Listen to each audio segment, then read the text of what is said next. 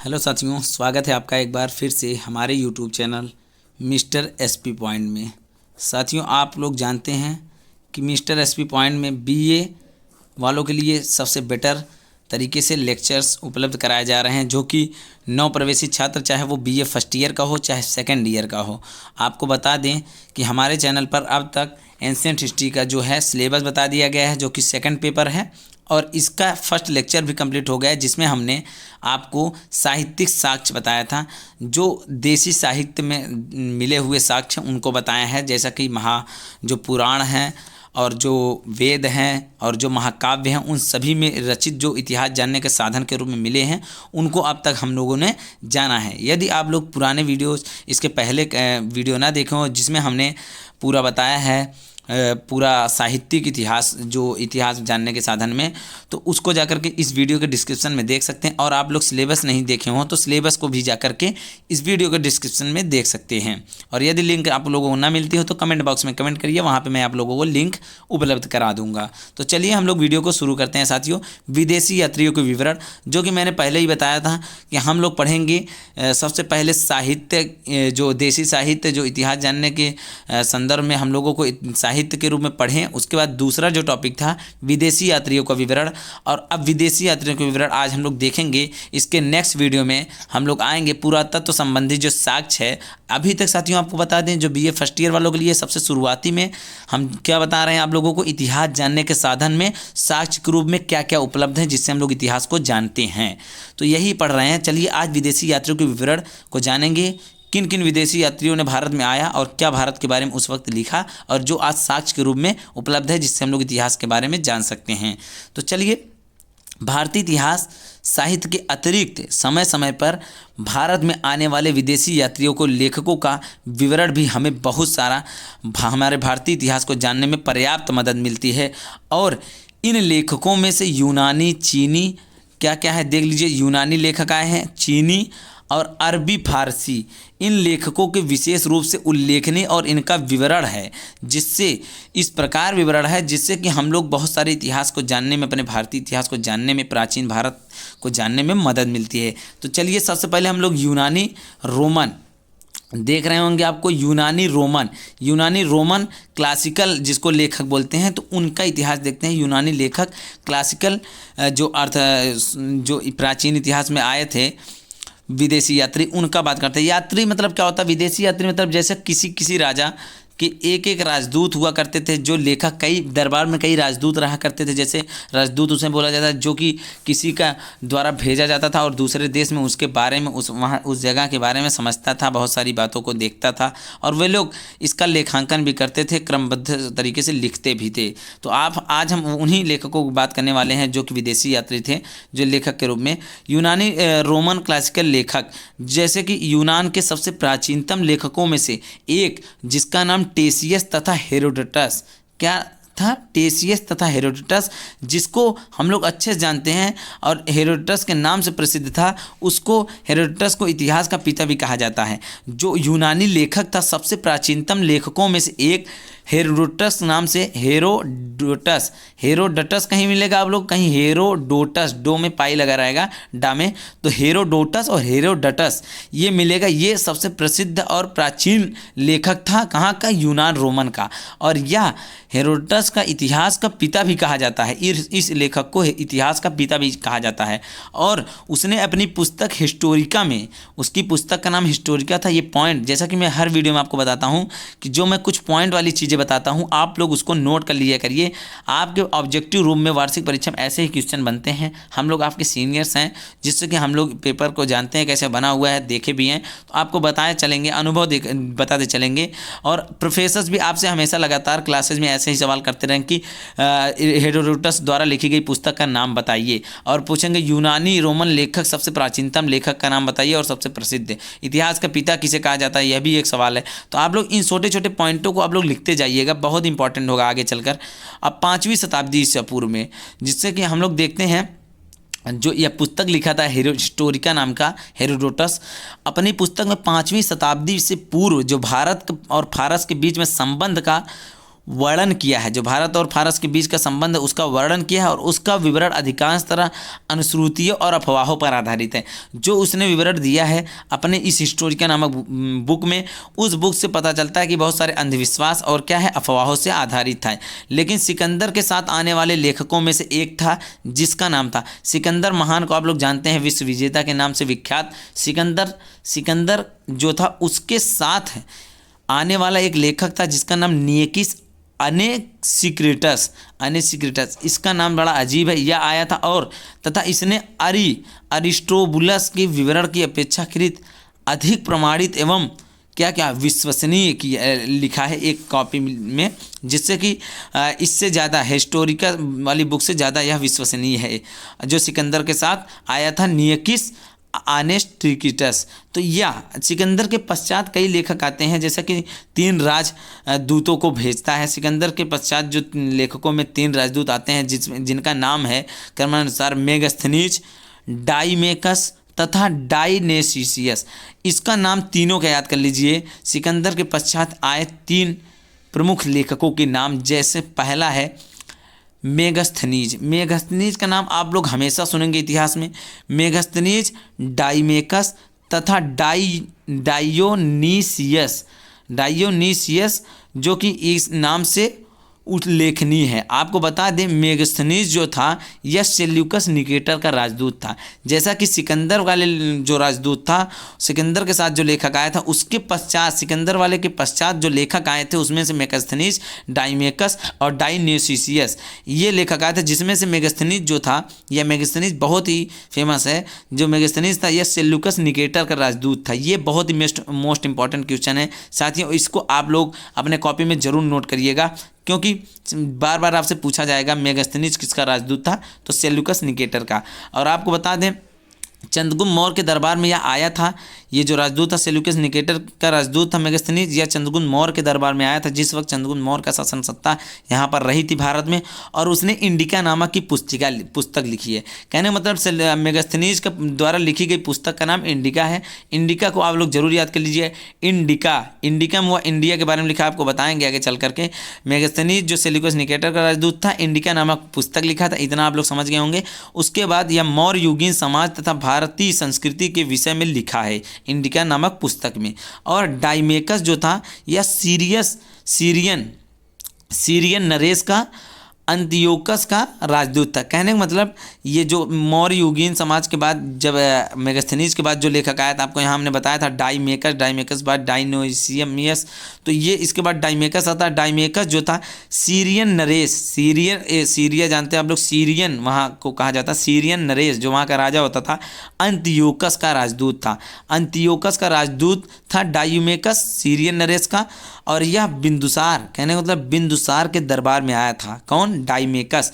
राजदूत एक दूसरे से एक जगह से दूसरे जगह भेजे जाते थे, तो इस प्रकार से वह बिंदुसार के दरबार में आया था। और उस वक्त जो बिंदुसार का शासन सत्ता चल रहा था, बताएंगे बिंदुसार का शासन। इसके बाद यह चैप्टर जब समाप्त होगा आपका, तो महाजनपद काल आएगा और उसके बाद मगध साम्राज्य आएगा। तो मगध साम्राज्य में बिंदुसार को एक एक विस्तृत तरीके से आप लोग पढ़ेंगे बिंदुसार कौन था। बिंदुसार के आगे जो जितने भी लेखक, जितने भी शासन सत्ता संभालने वाले शासक थे, उनको आप लोग पढ़ेंगे। तो देखिए आप लोग बड़ा ध्यान से इसको, हमारी बातों को समझिए और लिखिए। और इसको हम नोट्स जो नोट्स पढ़ा रहे हैं आपको, हमारे टेलीग्राम चैनल पर इसको पूरे नोट्स PDF के रूप में दिया जाएगा। आप लोग टेलीग्राम चैनल पर जाइए, टेलीग्राम पर जाइए, वहाँ पर मिस्टर SP पॉइंट सर्च कीजिए, मेरा चैनल ज्वाइन कीजिए। यदि वहाँ से नहीं मिलता, इस वीडियो के डिस्क्रिप्शन में भी है। यदि आप डिस्क्रिप्शन से लिंक नहीं खोज पाते हैं तो कमेंट बॉक्स में बताइए, मैं कमेंट बॉक्स में सीधा टेलीग्राम का लिंक आपको दे दूँगा। तो चलिए अब देखिए ये क्या किया था। उसके बाद क्या हुआ था, डायोनीसियस मिस्र नरेश टालमी फिलेडेल्फस का राजदूत था। मिस्र का जो एक नरेश था जिसको वहाँ का बहुत बड़ा राजा समझते थे, टालमी फिलेडेल्फस का राजदूत कौन था? डायोनेसियस जो कि तीसरा आया था। ये राजदूत था और ये अशोक के दरबार में आया था। और अशोक के दरबार में आने के बाद उसने क्या किया है, एक किताब लिखी है जिसको डॉक्टर स्वनिक ने इंडिका ये जो इंडिका लिखा है, इंडिका किसको लिखा है आप लोग तो जान गए होंगे। इंडिका मेगास्थनीज लिखा था, मेगास्थनीज ने इंडिका नामक पुस्तक लिखा था। और इंडिका नामक पुस्तक को जो स्वानिक डॉक्टर स्वानिक एक इतिहासकार हैं, डॉक्टर स्वानिक ने हिंदी में अनुवाद किया है। ये मैं अपनी तरफ से लास्ट में क्वेश्चन आप लोगों के लिए लिख दिया हूँ, जो कि आप यदि किसी से पूछेंगे तो शायद वह बताने में असमर्थ होगा। और जो टीचर्स होते हैं, प्रोफेसर, ऐसे ही प्रोफेशनल सवाल पूछते हैं आपसे कि इंडिका नामक पुस्तक को किसने हिंदी में अनुवाद किया था। तो डॉक्टर स्वानिक, आप लोग इसको भी नोट कर लीजिएगा। और आपको बताते थे अशोक के दरबार में डायोनेसियस आया था, टालमी फिलेडेल्फस का राजदूत था मिस्र नरेश। अब आगे चलते हैं साथियों, इसके आगे देखते हैं कि अब आगे क्या है। देखिए साथियों, आप लोगों को हम बता दें कि अब इसके बाद जो ये आया था, इन्होंने तत्कालीन राजा जो कि भारतीय साम्राज्य का विवरण प्रस्तुत किया।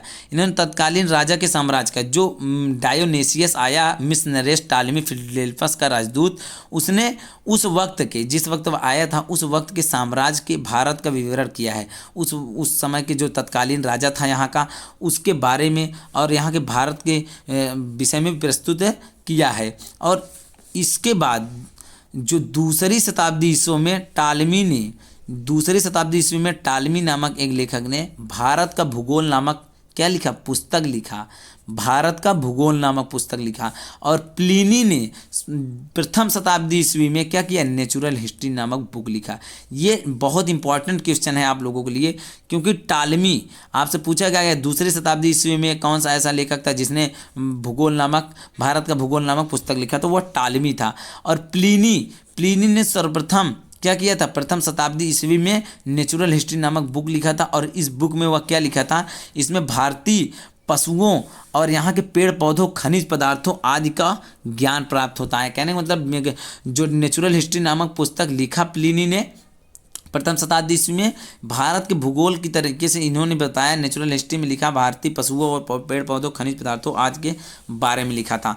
अब हम लोग चलेंगे चीनी लेखकों के बारे में। चीनी लेखक जो बार बार आते गए, चीनी लेखकों के बारे में समझेंगे। अब हम लोग अब तक यूनानी रोमन लेखकों को देखें, अब चीनी लेखक जो आए उनकी बात करते हैं।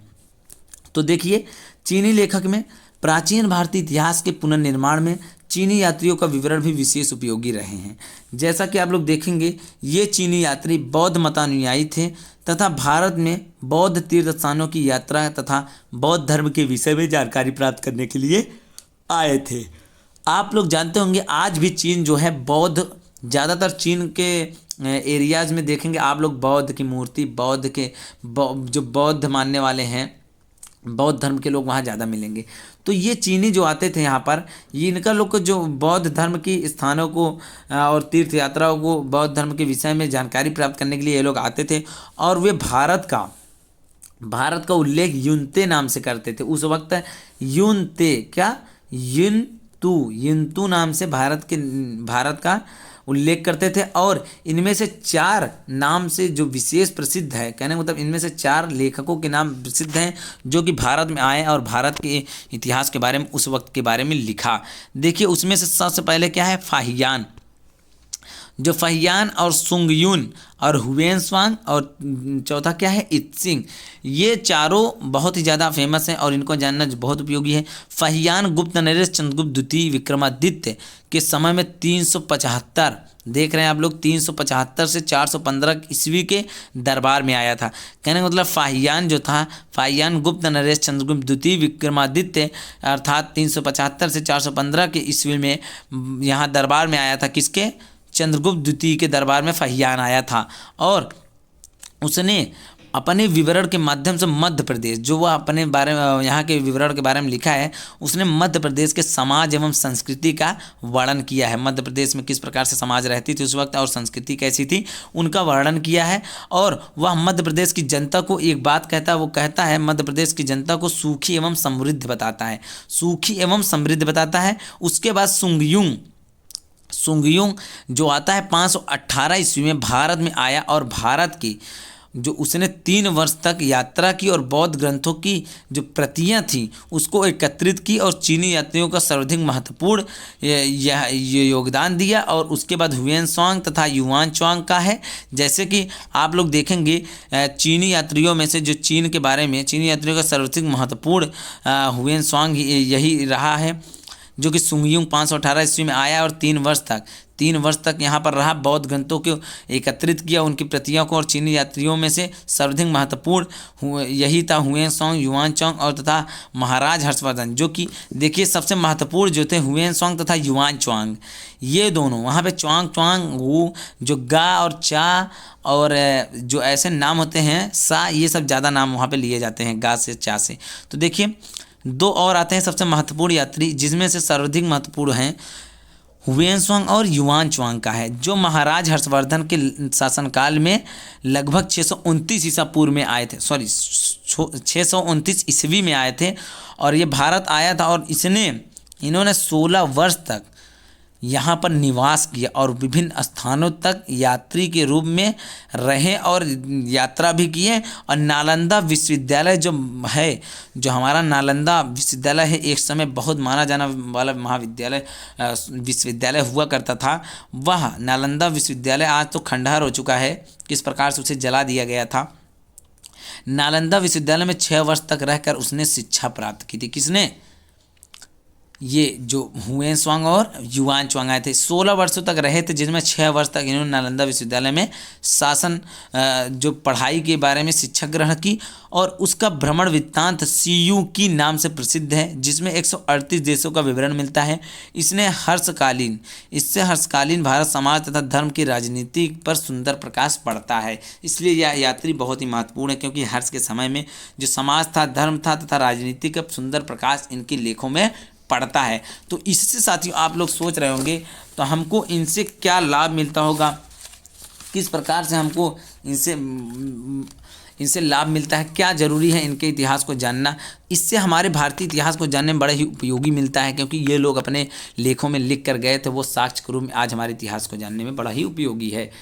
अब देखिए यहीं से हम लोग अरबी लेखक पढ़ने के बाद वीडियो समाप्त करेंगे साथियों। 16 मिनट का वीडियो हो चुका है, 20 मिनट का वीडियो से ज़्यादा नहीं होगा।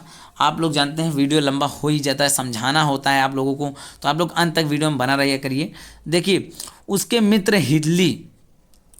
हित्ती ने हुएनसांग की जीवनी लिखी है। हित्ती या हिल्ली कहीं मिलतेगा, हित्ती मिलेगा। उसके मित्र हित्ती ने हुएनसांग जो आया था उसकी जीवनी लिखी है, और जो कि हर्षकालीन भारत की दशा तथा ज्ञान के लिए प्रमुख स्रोत है।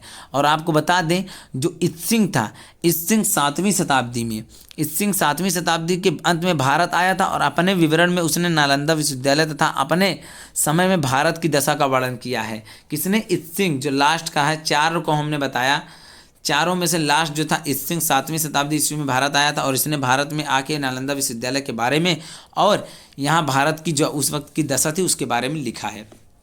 तो चलिए अब हम लोग यहीं से अरबी लेखकों को देखेंगे। अरबी लेखकों, सबसे पहले यूनानी रोमन लेखकों को देखें, उसके बाद चीनी लेखकों को देखें हम लोग। अब हम लोग देखेंगे अरबी लेखक जो भारत में आए थे क्रमानुसार। देखिए अरब व्यापारियों तथा लेखकों का विवरण में हमें पूर्व मध्यकालीन भारत के समाज एवं संस्कृति के बारे में जानकारी होती है, और ऐसे के लेखकों के अलबरूनी सबसे प्रसिद्ध है। आपको बता दें जो अलबरूनी नामक लेखक था, ये अलबरूनी नाम का लेखक ये अरबी लेखक था, जो कि अरब देश से आया हुआ था, जो कि प्राचीन लेखकों में से जो अरब के लेखक में उसमें सबसे प्रसिद्ध था। अलबरूनी प्रसिद्ध था। इसका जन्म 973 ईस्वी में हुआ था, और ख्वारिज्म खीवा में हुआ था। ये एक स्थान है ख्वारिज्म खीवा अरब का, तो ख्वारिज्म खीवा में हुआ था। इसका जन्म 973 ईस्वी में, कहीं 973 के अलावा कुछ और भी मिलता है। जैसा कि आप लोग जानेंगे आगे चलकर, इतिहास से जब परिचित होंगे तो आपको लगेगा इतिहास को जानने में हमके कहीं अलग अलग मतभेद मिलते हैं। तो इस प्रकार से भारतीय इतिहास तथा यूनानी दोनों ही पद्धतियों में उसने ज्योतिषी का अध्ययन की निपुणता प्राप्त की थी, और महमूद गजनवी के साथ भारत आया था। वह महमूद गजनवी के साथ भारत आया था। अलबरूनी अरबी लेखक था, और उसने अपनी पुस्तक तहकीक ए हिंद, भारत की खोज जिसको हिंदी में कहते हैं, तहकीक ए हिंद नाम की पुस्तक अर्थात भारत की खोज नाम की पुस्तक लिखा है और यहाँ के निवासियों की दशा का वर्णन किया है उस समय के बारे में। और इससे राजपूत कालीन समाज, धर्म, रीति रिवाज और राजनीति आदि पर सुंदर प्रकाश पड़ता है। भारत की खोज जो तहकीक ए हिंद नाम की पुस्तक लिखा था। अलबरूनी के अतिरिक्त अल बिलुदारी, सुलेमान, हसन निजाम, फरिश्ता निजामुद्दीन आदि मुसलमान लेखक भी यहाँ पर आए थे और जिनकी कृतियाँ भारतीय इतिहास की जानकारी मिलती हैं। तो अब हम लोगों ने देखा किस प्रकार से प्राचीन इतिहास को समझा। और आपको बता दें कि आगे हम लोग पढ़ेंगे इसके बाद जो है कि पुरातत्व। ये देखिए आप लोगों को दिख रहा होगा पुरातत्व संबंधी साक्ष्य। पुरातत्व संबंधी साक्ष्य अगले वीडियो में पढ़ेंगे। तो साथियों यहीं से हम लोग वीडियो को समाप्त करेंगे, क्योंकि आज हम लोगों ने जो इतिहास को जानने के साधन में से 2 साधन पढ़ लिए, जिसमें सबसे पहले वीडियो में हमने लेक्चर 1 में हमने दिखाया था आप लोगों को साहित्य जो मिले हुए हैं, साहित्य के रूप में साक्ष्य स्रोत मिले हैं उसको पढ़ा। आज हमने विदेशी यात्रियों के विवरण जो साक्ष्य के रूप में मिला है उनको पढ़ा। अब अगले वीडियो में जो पुरातत्व जो खुदाई में मिले हुए साक्ष्य हैं पुरातत्व इतिहास को जानने में, उसको पढ़ेंगे। वहीं से हमारा एक चैप्टर पूरा यूनिट 1 समाप्त होगा। तो अगले यूनिट से हम लोग महाजनपद काल पढ़ेंगे। महाजनपद 16 महाजनपद बहुत सुंदर वर्णन है, बहुत ही अच्छे समझाएंगे आपको। अभी शासकों को तो पढ़ेंगे जब आप लोगों को, तब और इंटरटेनिंग लगेगा और ही बहुत मज़ा आएगा पढ़ने में। तो साथियों वीडियो अच्छा लगा हो तो वीडियो के कमेंट बॉक्स में आप प्रतिक्रिया जरूर दीजिएगा और वीडियो को ज़्यादा से ज़्यादा शेयर करिए। साथियों आपसे बस इतना चाहिए कि वीडियो को आप अपने प्रथम वर्ष के छात्रों के ग्रुप तक जरूर पहुंचाएं, ताकि सभी लोग इस वीडियो का आनंद ले सकें और इस वीडियो से अपनी नोट्स बना सकें। तो चलिए साथियों वीडियो देखने के लिए बहुत बहुत धन्यवाद। मिलेंगे नेक्स्ट वीडियो में। ऐसे वीडियो पाने के लिए चैनल को सब्सक्राइब कीजिएगा, बेल आइकन जरूर दबाइएगा।